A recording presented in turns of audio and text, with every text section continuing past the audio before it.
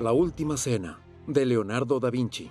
Cuando se mostró por primera vez en 1499, causó sensación en Italia y mucho más allá de las fronteras del país, y cambió el mundo del arte para siempre. Sin embargo, ahora un trabajo de restauración que duró 20 años revela la triste verdad. Solo es visible aún un 20% del fresco original. ¿Cuál es el atractivo que hasta hoy continúa teniendo esta pintura?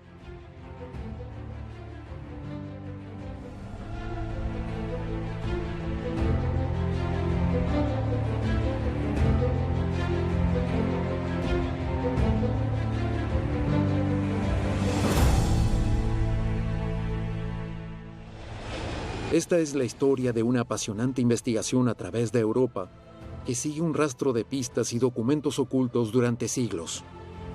Hay muchos indicios de que Leonardo y su taller habrían pintado otra cena, un enorme mural, nada menos que para el rey de Francia. ¿Existe aún esta imagen? Y si es así, ¿nos ayudaría a revelar los secretos de la pintura original?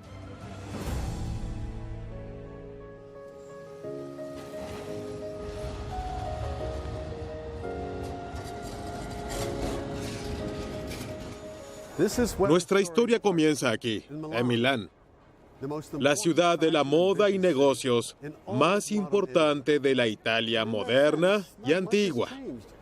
En el siglo XV, Milán era una ciudad vibrante, llena de artistas y músicos.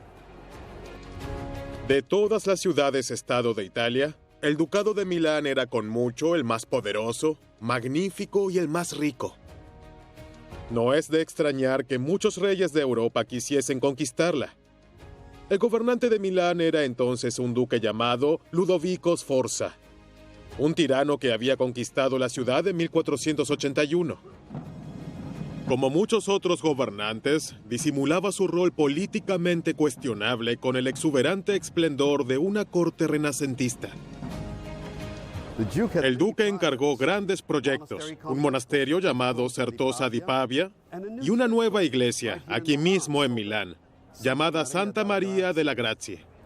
El proyecto más importante fue especialmente la financiación de esta enorme catedral, la Catedral de Milán. Debía ser la iglesia más grande de Italia. Milán se convirtió así en el lugar de trabajo de muchos jóvenes artistas y arquitectos de toda la región. ¿Qué papel desempeñó Leonardo en esto? Este joven artista no era de Lombardía, provenía de Florencia, la ciudad más excitante de Italia, la cuna del Renacimiento. ¿Por qué pintó en Milán su fresco más famoso?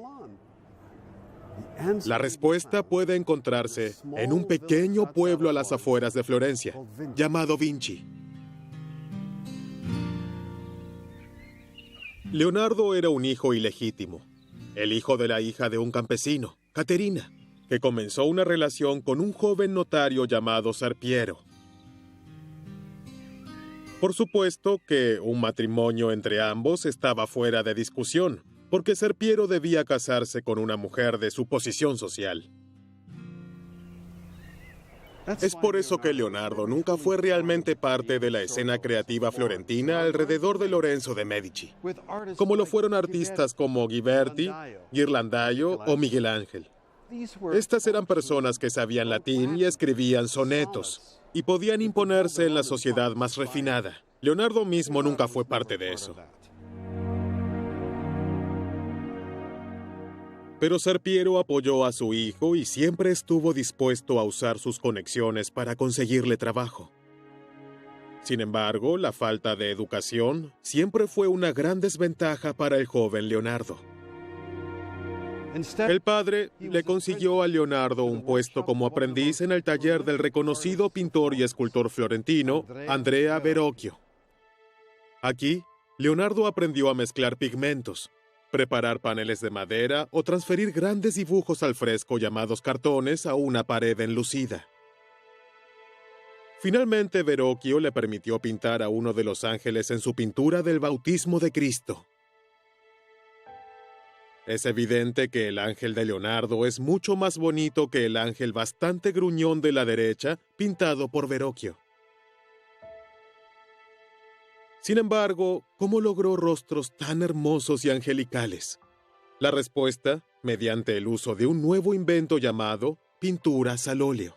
Mientras que la mayoría de los florentinos todavía usaban pinturas al temple de secado rápido y poca gradación. Leonardo comenzó a experimentar con pigmentos mezclados con aceites, una técnica desarrollada por primera vez al norte de Europa.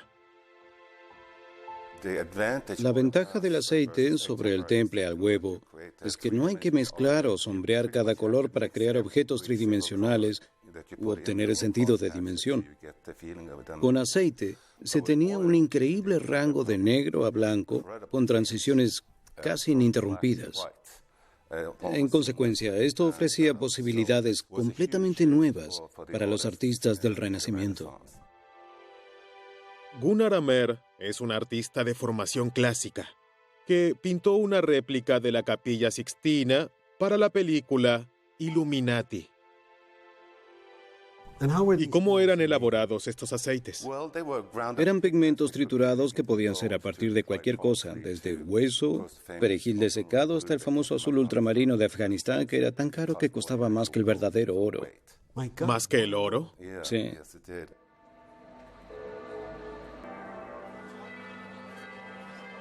El siglo XV, el 480, fue una época emocionante en Florencia. El renacimiento de la antigüedad tardía estaba en su apogeo, en el arte, en la ciencia, en la literatura y en la ingeniería. Aquí, por ejemplo, Filippo Brunelleschi usó la técnica romana para crear la enorme cúpula de la Catedral de Florencia. Mientras Brunelleschi medía los antiguos templos en Roma, descubrió que todas las líneas horizontales parecían fusionarse en un centro común, el denominado punto de fuga. Así que Brunelleschi es considerado el inventor de la perspectiva central lineal. El arte del Renacimiento fue revolucionado. De repente, los pintores podían crear de manera realista la ilusión de un espacio tridimensional, como si el cuadro que pintaban fuese una ventana a otro mundo. Para nosotros, es casi imposible imaginar el impacto de esta innovación. ¿Por qué? Porque hoy estamos rodeados de imágenes simuladas, en forma de carteles, televisión y cine.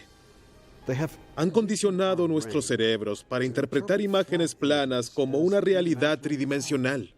Pero en la Edad Media, los hombres y mujeres aún no habían tenido esa experiencia y por lo tanto estaban completamente asombrados con una pintura como esta, la Crucifixión de Masaccio, que es el primer fresco de la historia con una perspectiva lineal. En aquella época la gente debió haber pensado que se trataba de una forma de magia. Ver una habitación, aunque allí solo había una pared plana. Leonardo también aprendió la magia de la perspectiva lineal en el taller de su maestro, Verrocchio. Y él también estaba admirado de las muchas posibilidades que planteaba la perspectiva lineal. Sin embargo, rápidamente se encontró también con problemas. La perspectiva lineal reducía el poder de la expresión de las figuras. En muchas pinturas, las figuras se convertían en marionetas, que parecían estar fijas en una cuadrícula rígida. 10 años después, Leonardo escribió: ¿Cómo se les puede proveer a los personajes de una nota personal? Echa un vistazo a tu alrededor. Si observas un rostro bonito, recuerda sus rasgos faciales y fíjalos en tu cabeza.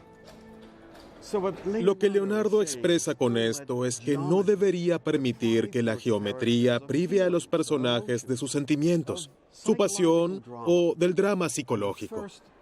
Y el primer intento audaz de hacer precisamente eso es una pintura colgada aquí, en los Uffizi, con el nombre La Adoración de los Magos. Desafortunadamente, los monjes que encargaron la pintura de paneles no estaban interesados en ampliar los límites del arte italiano. Solo querían una buena pintura del nacimiento de Cristo que la gente pudiese reconocer y adorar. Y por lo tanto, el trabajo se detuvo y la pintura quedó inacabada. Habrían de pasar casi 2 décadas hasta que Leonardo pudo desarrollar su arte. Habló de querer crear una obra para la eternidad. Pudo observar la obra maestra de Brunelleschi y Donatello, y quería crear la suya propia. Y su fortuna fue obtener el favor de un gran benefactor, la única persona que sería su mecenas. Y este fue el duque de Milán, Ludovico Sforza. En los años 1480-1490, el hombre más poderoso de Italia. De modo que Leonardo fue al norte en 1482 para trabajar para un poderoso noble y no solo para un grupo de monjes. Leonardo se despidió de Florencia y llegó lleno de ambiciones a Milán. Pero no como un artista, sino como ingeniero de guerra y técnico militar.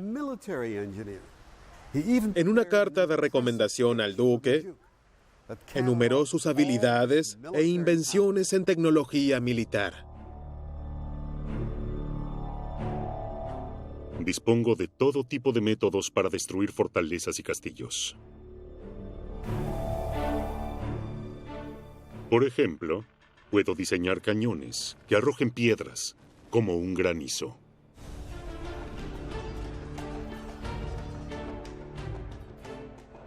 Sin embargo, las esperanzas de Leonardo se vieron frustradas. Pasaron varios años antes de que el duque Ludovico finalmente notara al artista florentino. El proyecto que le dio, una enorme estatua ecuestre que nunca se completó. Lo único que queda de este proyecto son sus estudios.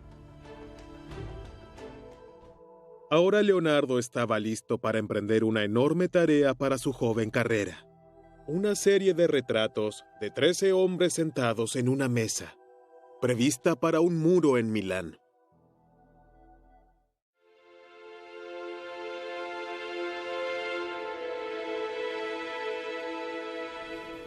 ¿Cómo surgió el proyecto La Última Cena? ¿Y quién le pidió a Leonardo pintarlo? Puede ser sorprendente, pero realmente no lo sabemos. Lo que sí sabemos, sin embargo, es que el duque Sforza por lo general refería a artistas locales como Giovanni da Montorfano. Estos tal vez no eran demasiado innovadores, pero se ajustaban a sus especificaciones y entregaban los trabajos a tiempo, como este fresco de Pedro de Verona. El duque había elegido esta iglesia como su iglesia principal. En realidad era parte de un monasterio dominicano. El abad inmediatamente vio su oportunidad. Le pidió al duque construir un nuevo comedor para los monjes, decorado con frescos. Un comedor se decoraba por lo general con 2 pinturas, una Última Cena y una crucifixión de Cristo. La Cena del Señor ilustraba el origen de la Santa Misa, mientras que la crucifixión representaba la salvación de la humanidad a través de la pasión de Jesús. Estos son los 2 contrapuntos de la teología cristiana. El fresco más importante destinado al muro sur era la crucifixión de Cristo. El duque le había hecho el pedido a Giovanni da Montorfano, cuya familia había estado trabajando en la Catedral de Milán durante muchas décadas. ¿Pero quién pintaría el muro norte? ¿Leonardo da Vinci? Hasta entonces, Leonardo, además del fracasado proyecto ecuestre y los 2 pequeños retratos, había producido también obras de teatro y máscaras para entretener al duque y su corte. ¿Se le confió a él realmente esta importante obra? Leonardo en realidad fue contratado por el duque como hombre de efectos especiales, una especie de combinación de escenógrafo, diseñador de vestuario y técnico de trucos para las actuaciones que Ludovico organizaba en Milán un par de veces al año. Para probar lo que valía, Leonardo estaba decidido a asombrar a todos con este fresco.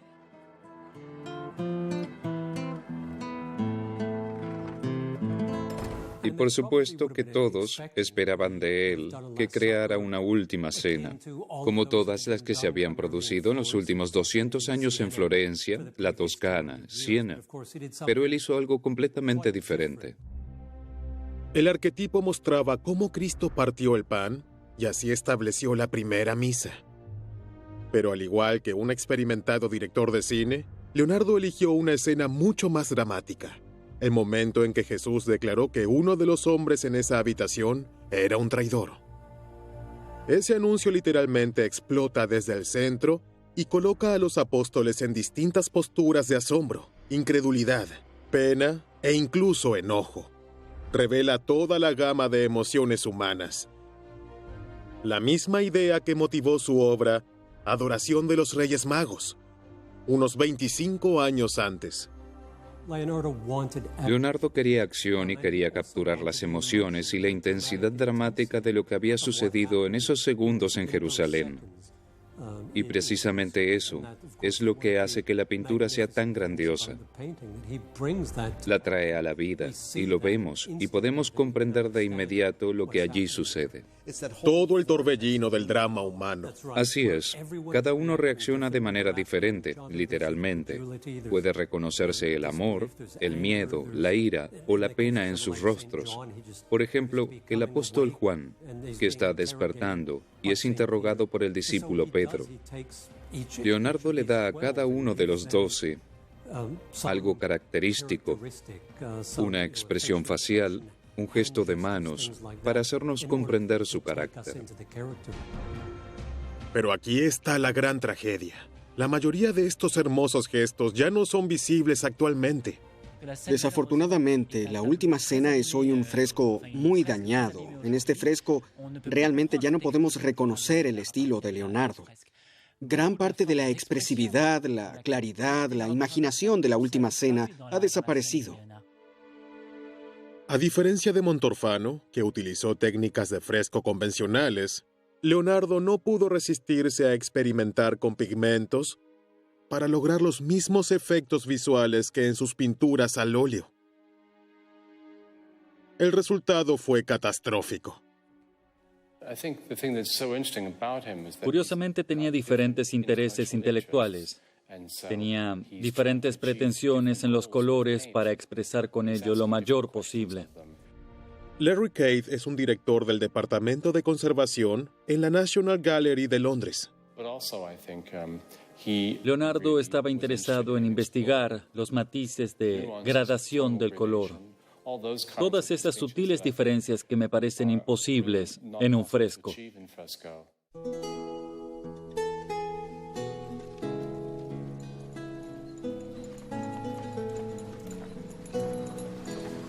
En 1517, un influyente cardenal llamado Luigi d'Aragón y su secretario Antonio de Beatis emprendieron una gira y visitaron, entre otras cosas, el monasterio de Milán para ver la última cena, como de Beatis escribiría más tarde.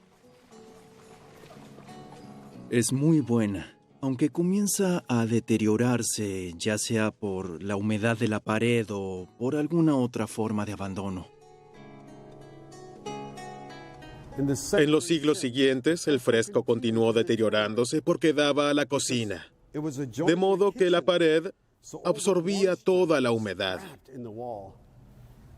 Finalmente, parece que realmente no hay manera de descubrir cómo era la gran obra maestra de Leonardo, ¿o sí? Mucho antes de la visita de Antonio, llegó a Milán otro visitante aún más importante, con todo un ejército. Se trató del recién coronado rey de Francia, Luis XII. Solo un año después de su coronación, el rey invadió Milán para reclamar la ciudad como suya. ¿Y qué fue lo primero que hizo Luis luego de asentarse aquí, en el castillo Sforza? La respuesta se encuentra en un libro del primer biógrafo de Leonardo, Giorgio Vasari. Como dice Vasari, el rey visitó la última cena. El rey estaba profundamente impresionado por la calidad de la pintura, tanto por la composición como por la ejecución. y estaba decidido a llevárselo a su reino. Y de este modo buscó a arquitectos que pudiesen construir un marco de madera y hierro para transportar el fresco a Francia de manera segura, sin importar los costos. Tanto así quería tenerla. Pero como estaba unida de forma fija a una pared, el deseo de su majestad no pudo cumplirse. Pero los reyes no están acostumbrados a que les digan lo que no pueden tener. Así que Luis decidió un plan alternativo. Pero para ello, necesitaba a Leonardo. Al menos esa es nuestra teoría. Mientras Leonardo aún se encontraba en Milán, recibió el encargo de pintar otro fresco en Florencia. La batalla de Anghiari, en el Salón de los 500 del Palacio de la Señoría. Es por esto que no podía permanecer en Milán y llevar a cabo lo que el rey tenía en mente. Sin embargo, entonces sucedió algo extraordinario, algo que lo cambió todo. Este es Archivio dello Stato di Firenze, el archivo del Estado de Florencia, con documentos que tienen más de 1000 años. Aquí encontramos una carta realmente notable. Esta es una carta del rey Luis XII al Ayuntamiento de Florencia del 14 de enero de 1507. En ella, el rey de Francia, el rey Luis XII, le pide al gonfaloniere, presidente de la República de Florencia, lo siguiente. Debido a que necesitamos al maestro Leonardo da Vinci, pintor de su ciudad de Florencia, y queremos que realice algo para nosotros aquí en Milán, le pedimos que permita que Leonardo trabaje para nosotros durante un tiempo y que deje que haga el trabajo que esperamos de él. Creo que queda claro lo que el rey francés quiere de Leonardo. Si no puede tener el fresco, al menos obtendrá una copia en lienzo que pueda llevarse consigo a Francia. Lo interesante en esto es que el rey no le dice al gobernante lo que espera de él. Es muy cuidadoso al respecto. El rey no menciona en su carta cuánto tiempo, porque si nuestra teoría es correcta y quiere que Leonardo haga una copia de la Última Cena, esto, de hecho, tomaría mucho tiempo. La idea de una copia de este tipo no era exagerada. Leonardo fue probablemente uno de los primeros pintores de la historia que utilizó su estudio para producir copias de sus propias obras para vender, como por ejemplo la Virgen de las Rocas, pintada con la ayuda del pintor milanés Ambrogio de Predis. La Virgen de la Rueca, posiblemente con su discípulo Francesco Spagnolo. Santa Ana, con su asistente Melzi. Y por supuesto la Mona Lisa, pintada por su discípulo y compañero íntimo Salai. Había una buena razón para ello. Aquí en Santa María Novella, Leonardo ya tenía un gran estudio con muchos asistentes, pero trabajaba muy lentamente. Es difícil mantener un gran estudio cuando solo se logra una limitada prestación, pero es más sencillo realizar copias de sus propias obras con los mejores asistentes para venderlos. Con la participación del maestro, por supuesto. Entonces, ¿qué sucedió con esa copia de la Última Cena? ¿Quién lo pintó? ¿Y existe todavía? Solo hay una forma de averiguarlo: con un viaje a Francia.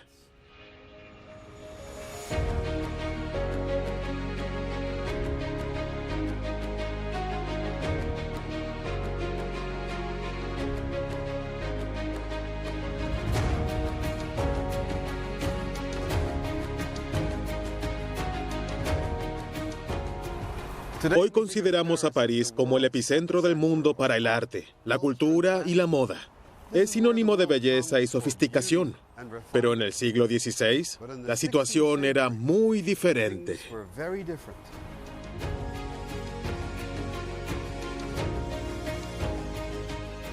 Esto a veces se olvida, pero en la Edad Media era Borgoña la que dictaba la cultura francesa, no solo el arte, sino también en la poesía y la música. Entonces llegó la plaga de la peste negra y el estallido de la Guerra de los 100 años. en la que Juana de Arco desempeñaría un papel tan importante.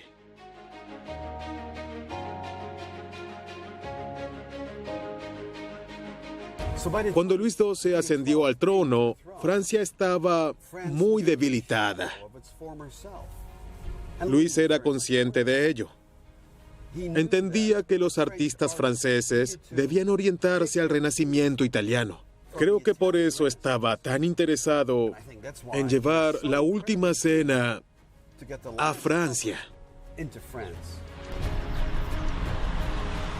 Pero si esto fuese verdad y realmente fue realizada una copia de La Última Cena en tamaño original, ¿dónde está? La respuesta podría estar detrás de estos muros. Este es el castillo de Gaillon, alguna vez la residencia de Georges d'Amboise. El gobernador francés de Milán, Georges d'Amboise, era el hombre más importante junto al rey Luis XII. Una especie de primer ministro. En realidad, él era tan poderoso como el rey mismo. Al igual que su maestro, el rey Luis, d'Amboise también estaba profundamente impresionado por la belleza del arte italiano. Se decidió construir un castillo, completamente en el estilo del Renacimiento, el primero en Francia.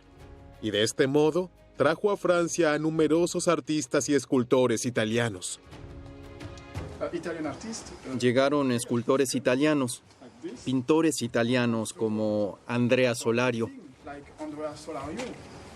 ¿Andrea Solario? ¿El discípulo de Leonardo da Vinci? Sí. ¿Y qué hizo él aquí? Decoró la capilla superior, una de las capillas más bellas de Francia del siglo XVI. El hecho de que Andrea Solario, uno de los principales discípulos de Leonardo, trabajase en este castillo alrededor de 1509, puede ser la pieza faltante del rompecabezas. Desafortunadamente, la capilla y gran parte del castillo fueron destruidos durante la Revolución Francesa y los disturbios posteriores, pero aún existe una obra que Andrea pintó para el castillo, El descendimiento de la cruz, que hoy cuelga en el Louvre. Por lo que sabemos, Andrea Solario provenía de una familia de artistas. Probablemente trabajaba en Venecia para el tiempo en que Leonardo estuvo por primera vez en Milán. Es decir, no estuvo allí desde el principio. Y alrededor del 1495, Andrea regresó a Milán, probablemente con su hermano Cristoforo de Venecia. Precisamente es el momento en que Leonardo comenzó a trabajar en el fresco de La Última Cena. Sí, esto es cierto.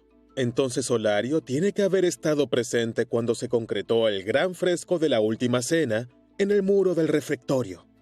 Y como él era uno de los discípulos más talentosos de Leonardo, ¿podría haber sido él quien hizo la copia para el rey francés? En los archivos del castillo encontramos un importante testimonio, un inventario de todos los objetos, incluidas las pinturas de la década de 1540. Una de estas pinturas es Una Última Cena sobre lienzo con figuras monumentales que su eminencia trajo de Milán. ¿Podría ser esta nuestra primera evidencia seria de una copia exacta en tamaño original de La Última Cena con sus figuras monumentales? Sabiendo que Andrea Solario estuvo en Gaillon en 1509, las piezas del rompecabezas encajaban. No hay duda de que Solario fue el favorito de la familia d'Amboise. En 1507, pintó incluso el retrato del sobrino de Georges, Charles d'Amboise. Charles en ese momento no era nada menos que el gobernador de Milán.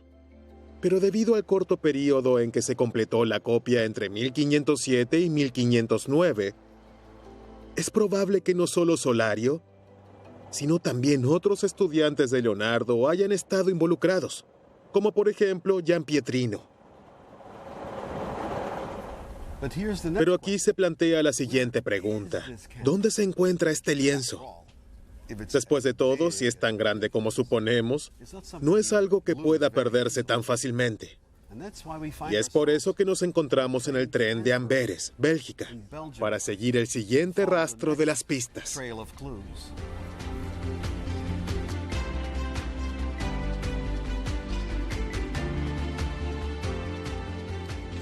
Al pensar en Amberes, la asociamos por lo general con la ciudad de Rubens, el pintor del barroco. Pero ya en el Renacimiento temprano, Amberes era importante, principalmente porque en ese momento era una importante ciudad portuaria de los Países Bajos. Pero las cosas comenzaron a cambiar a principios del siglo XVI, especialmente como resultado de las crecientes tensiones entre el norte protestante y el sur católico, que finalmente desencadenó la Guerra de los 80 años. En este momento, la Iglesia Católica buscaba formas de defender la fe en los Países Bajos, y lo encontró en esta abadía, la Abadía de Tongerlo.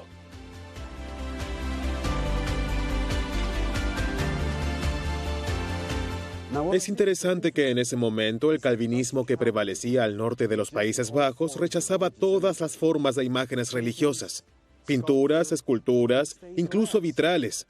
Todo fue derribado y destruido. El abad de Tongerlo, por lo tanto, decidió adquirir la pintura más grande de Cristo y sus apóstoles que pudo encontrar para oponerse de alguna forma al norte protestante y fortalecer a los fieles católicos en el sur. Al parecer, esta pintura todavía existe en una pequeña capilla en los terrenos de este monasterio.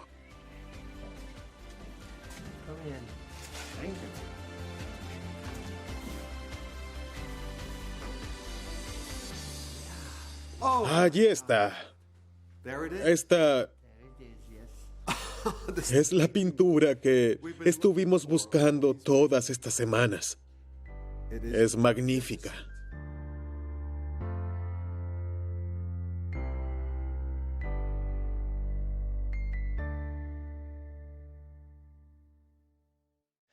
La pintura fue traída a Amberes y precisamente al mismo tiempo el abad de Tongerlo le pidió a alguien que se ocupara de una maravillosa pintura religiosa para la nueva iglesia de la abadía.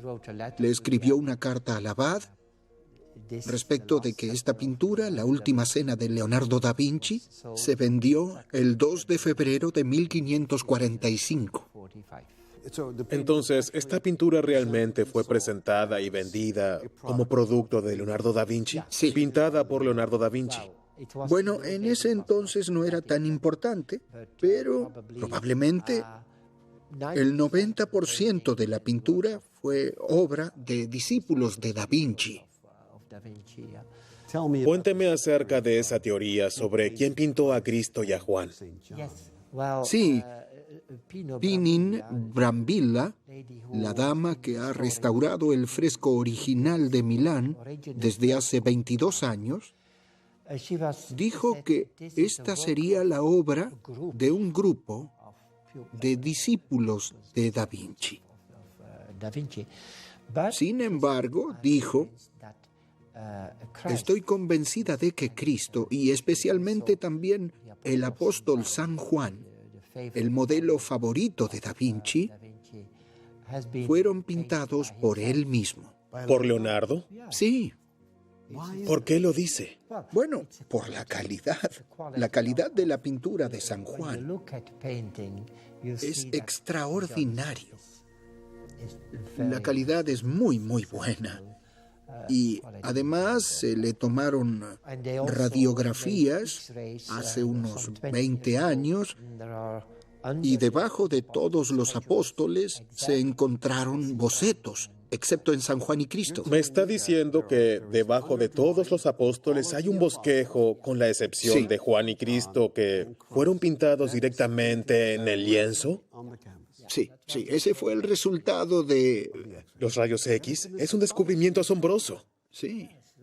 Por lo tanto, puede concluirse que, incluso si los apóstoles fueron pintados por sus discípulos, entre ellos Andrea Solario, Leonardo mismo dio la última mano en el caso de Cristo y Juan, las figuras más importantes en la pintura de la Última Cena. Sí, y además la pintura fue comprada como obra de Da Vinci. Es fascinante. Es una hermosa obra. Pero ¿es la pintura que el rey Luis XII le solicitó a Leonardo en 1507? ¿Y qué trajo Andrea Solario a Francia en 1509? Afortunadamente, la abadía dispone de un extenso archivo que data de muchos cientos de años. Y aquí encontramos un asombroso relato de un testigo contemporáneo.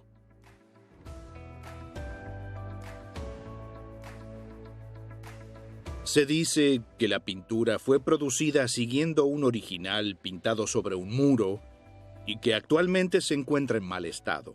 Cuando un rey de Francia conquistó Milán y vio la pintura, estaba muy decepcionado por no podérsela llevar porque estaba en el muro, y por lo tanto dio la orden de que se hiciese una copia, y esa es la copia que cuelga hoy en la sala del coro. Así que aquí tenemos un relato de un testigo contemporáneo del siglo XVI que confirma nuestra teoría de que Luis XII le había pedido a Leonardo da Vinci una copia de la Última Cena, y que esta pintura cuelga hoy en la pared de esta hermosa abadía en Bélgica.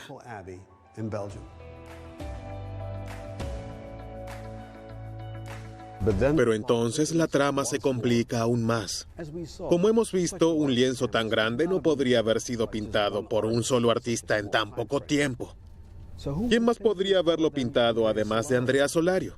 Lo más probable es que sea un artista italiano llamado Giampietrino, porque, como descubriremos en Londres, realizó una segunda copia.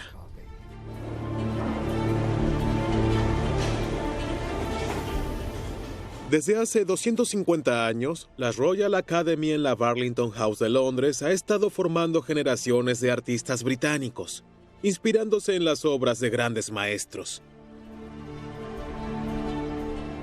Nos encontramos en la biblioteca, que juega un papel importante en la formación de artistas. Todos estos eran modelos que debían inspirar a los artistas. ¿Cuándo y por qué adquirió la Royal Academy la copia de la Última Cena? Eso fue en 1821. La academia lo compró por 600 guineas, que era mucho dinero en ese momento. En comparación, en 1820, la Galería Nacional había adquirido un Tiziano real por poco más de 300 libras. Así que era una inmensa suma de dinero gastar 600 libras en una copia, así que todos los artistas tuvieron que haberse reunido para ponerse de acuerdo de que se trataba de una buena compra. Era un extraordinario ejemplo de la obra de Leonardo. Aunque es una copia, se podría ver como una visión real de la obra, de la vida de Leonardo. Y fue maravilloso que se colgara en la Escuela de Arte y que los estudiantes pudieran verla. Existe una nota de Leonardo que se refiere a un Giampietrino que creemos que probablemente se trata de la misma persona.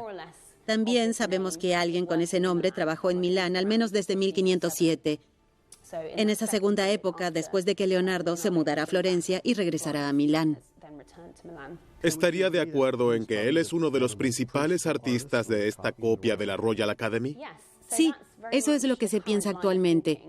Aunque Pietro Merani recientemente ha recurrido a los dibujos técnicos en que se basa este trabajo.